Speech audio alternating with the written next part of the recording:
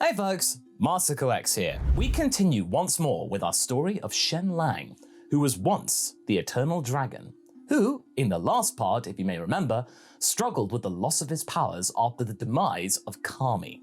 Traveling to space with the likes of Gohan, Bulma and Krillin, he then starts to find himself adapting to his truly human form and reluctantly learning how to harness basic ki projections. But Krillin, even though he's confused, he's eager to help out Lang with his training. And on said journey, Lang also takes on the role of tutor for Gohan, so he keeps up with his studies and makes sure that Chi-Chi doesn't get mad. But despite their efforts, Lang is still haunted by the thoughts of Vegeta's fate. What happened to him? His own diminished state as well, pondering about the intentions of his creator Kami still. And he was gone, and he's still questioning himself. Is he really a human, or is he just a halfway house? But either way, the group's arrival on planet Namek, where they face the challenges of an alien environment and the looming threat of Vegeta, who had indeed survived, and then on top of the space tyrant Frieza? Yeah, Lang's grappling with his new mortal limitations right now, and Kami's death, so he's not exactly having the best time right now. The only thing that's really keeping him going is the likes of Gohan and making sure that he is safe. And yeah, Frieza's already collecting the Namekian Dragon Balls. So after an intense counter with Frieza's minions Baran and Sui, that leads to a battle, and the group is able to narrowly escape, taking refuge in a settlement of capsule homes. Now Gohan, moved by his own sense of justice and wanting to do Lang proud, bravely intervenes to save a young Namekian named Dende. Said Little Green introduces the group to the Namekian Elder Guru, who recognizes Lang's unique situation and helps him tap into his hidden potential. This could pay dividends later. This newfound power does boost the group's abilities as well. Try and outsmart Vegeta and Frieza because they can't just beat them with brute strength. Lang, seeking to understand and enhance his power, trains with Nail, a powerful Namekian warrior, way stronger than any of them, and learns about his new techniques and adapts to his new body. However, their challenges escalate when they learn that Vegeta was coming his way and had survived his encounter with Zarbon. The group braces for an impending confrontation, really hoping, for Goku's timely arrival, which is where we resume. Nail and Lang looked at each other nervously. Nail decided to break the ice after what felt like hours of silence. "This Vegeta, he's a friend of yours?" he said with a wry smile. Lang didn't really see the funny side of this and gravely shook his head. "Far from it. You should know from what he has been doing around here." Nail waved his hand. Yeah, I'm aware. He's been a major pest who thankfully hasn't been bothering the likes of us since he got here. Well, until now, for obvious reasons. I take it you two have met before?" Lang nodded. "Yes. Vegeta and his former lackey tried to take our Dragon Balls after their even lackier lackey informed them of them. They were not successful, fortunately. Or else we wouldn't be here to ask for aid." Nail looked quietly confident. "So you were able to defeat him then?" "Not I. Son Goku was the one to do that, with a little help from his son, who you have met. But in any case, he is not meant to be messed with, and if he was able to take down the right hand of our foe with relative ease after succumbing earlier, who knows how much stronger he has become since our last encounter." Nail closed his eyes and concentrated, before saying nothing. Lang wasn't sure what he was doing. Had he started meditating like Piccolo would often do? It didn't look like the usual sort of meditation. Don't tell me, he thought, he was getting a quick power nap. But no, Nail was completely immovable, right up to the point when the Prince of all Saiyans arrived, which then prompted Lang to instinctively panic and jump behind the napping Nail. Vegeta looked powerful. He felt it too, as he stood in front of the two warriors. He turned his head to see the quivering green hair behind Nail. "I know you," he smiled devilishly as he said that. "You're part of Kakarot's Light Brigade. I don't recall you being much of a threat. But I do recall you being much of a coward, as you are proving to me right now." He shot a ki blast at the wall of the Temple of Gurus, just as a warning shot. "Come out from there! Show some guts!" Nail, still with his eyes shut, was not going to help him right now, so Lang gulped and grudgingly stepped out from the Namekian's shadow. His demeanor was not that of a plucky challenger, let's just say that. Vegeta smirked. My goodness, how you have fallen from grace in such a short time. I can sense you are but a shell of your former self. Lang's eyes widened. How would he know that? He didn't have those scouter things, that beeping thing. That was supposedly able to tell him all about their power levels or something, or where they were going. They didn't need to sense energy themselves. But wait, the prince could tell that Lang's ghast was flabbered right now, and he chuckled. Don't ask me how, but my little visit to your home planet left me with a very unusual gift. A useful one, though. I can read your energy like a book, and that book has seemingly had most of its pages ripped out of it.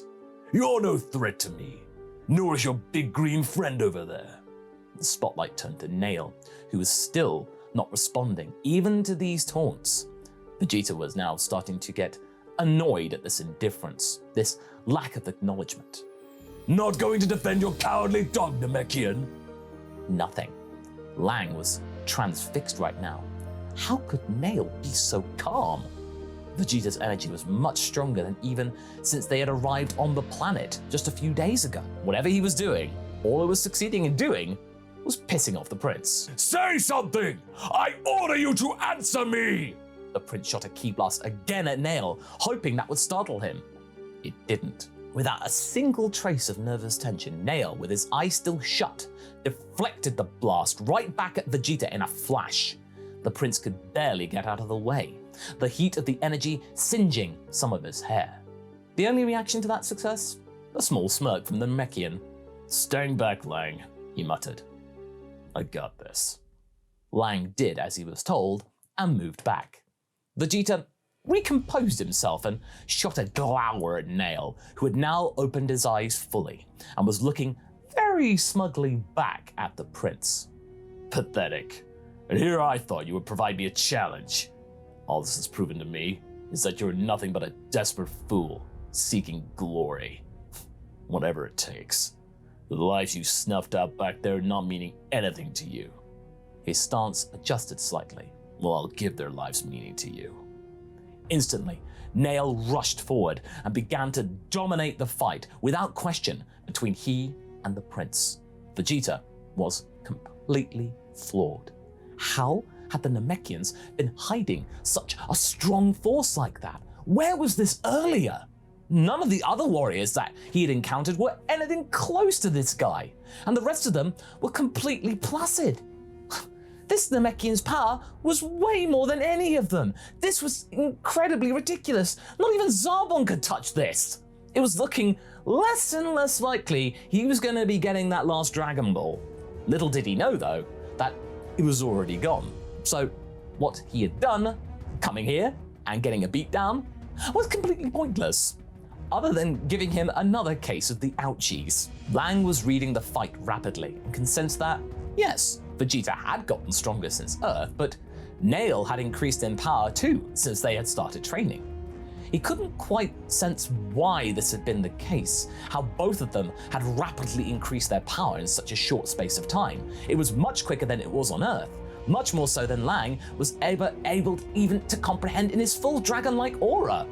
I mean, here, with his potential unlocked, and as a whole human, he was potentially stronger than he was on Earth being a full dragon. Just imagine how much he could gain when his eternal energy was restored to him. Wait, why was he so scared? He should be helping his new friend. With Vegeta completely on the back foot, without Nail so much as breaking a sweat, Lang seized the moment and surged forward, doing the best he can, keen to not be the coward that the monkey man had deemed him to be. With both of these beings on him, Vegeta had simply no answer to this, even with the power boost that he had gotten from fighting and surviving Zarbon. No, he was losing. Again. No matter what he did, he was unable to keep up with these fools. Lang was feeling pretty good now. What he was doing was actually helping. He felt for the first time in a long while useful, but just then, Nail judo chopped Vegeta on the back of the neck, knocking him out cold. the Saiyan falling to the floor with a thud. Lang was surprised. What? Why did you stop, Nail? We could kill this monster! Avenge those who had fallen to his greed! Nail could sense that Lang was fired up right now, wanting blood, specifically Saiyan blood, and he looked at him with a stoic expression. No, that would be a waste of potential. Yeah, he's not as strong as I, but his rapid increase, something to note. Potential, the dragon repeated back with confusion. Don't tell me you're going to try and get him to fight for us. Nail nodded. I don't see why not. His spirit is extremely fragile. This encounter will have him shattered for the second time in days.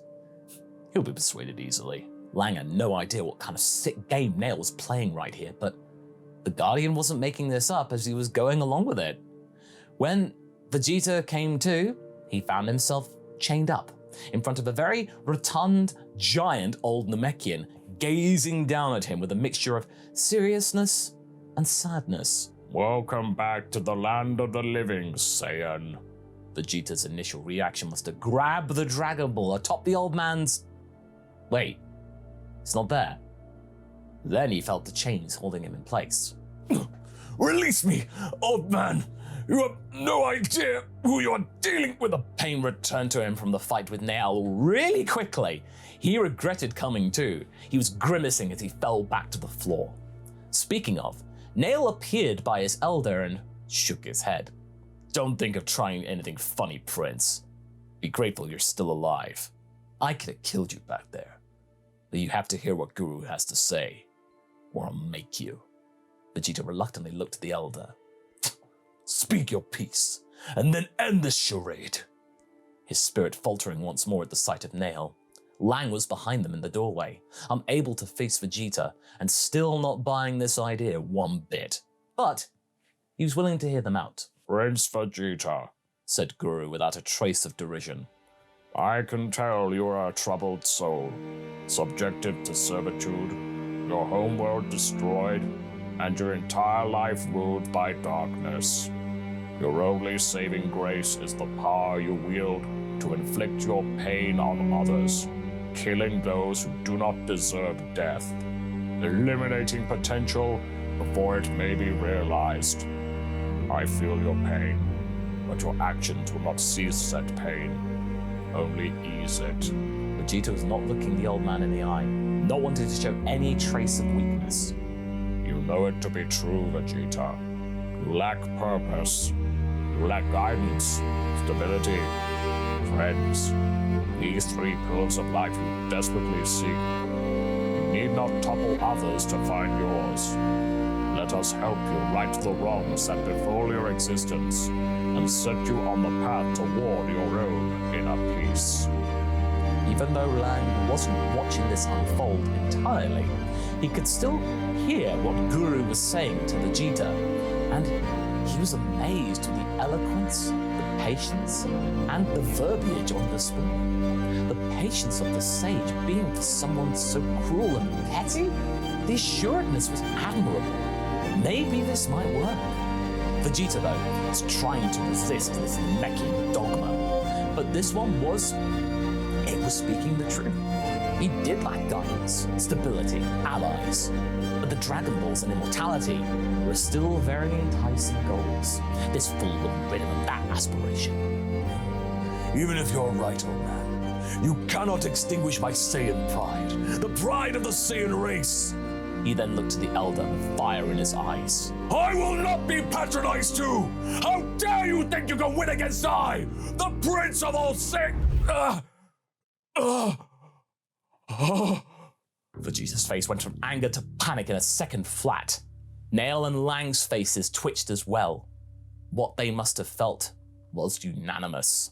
5 energies out in the depths of space were approaching at a fantastic speed. No, said Vegeta weakly, his rage crumbling into dust. Again, the spirit he had briefly reattained falling away again. Worse this time. They are coming. Lang turned around and walked toward the scene. What? Who's coming? Vegeta, now in no position to resist, looked to Lang, not caring he was a coward or lesser than he. It didn't matter right now. The Ginyu Force. You think that Zarbon and Dodoria were trouble? These monsters are even worse, far stronger than those two combined. We don't stand a chance unless you allow me to use the Dragon Balls and gain immortality so that we can stop them. You have to trust me. Vegeta seized the opportunity, trying to just appease their desire for trust, begging for the chance to gain this power, but nobody was convinced. Guru shook his head. We cannot grant you that. Vegeta looked terrified. Are you mad? We're all going to die if you don't give me what I need. Nail scoffed at those words.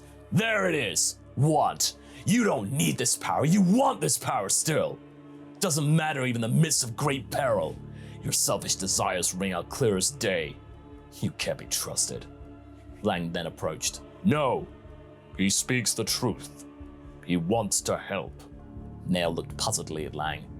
How can you be so sure? Having lost my powers and sensed true fear for the first time in my life, I can tell when another is experiencing said emotion. Vegeta is genuine. Well, as genuine as a Saiyan can be.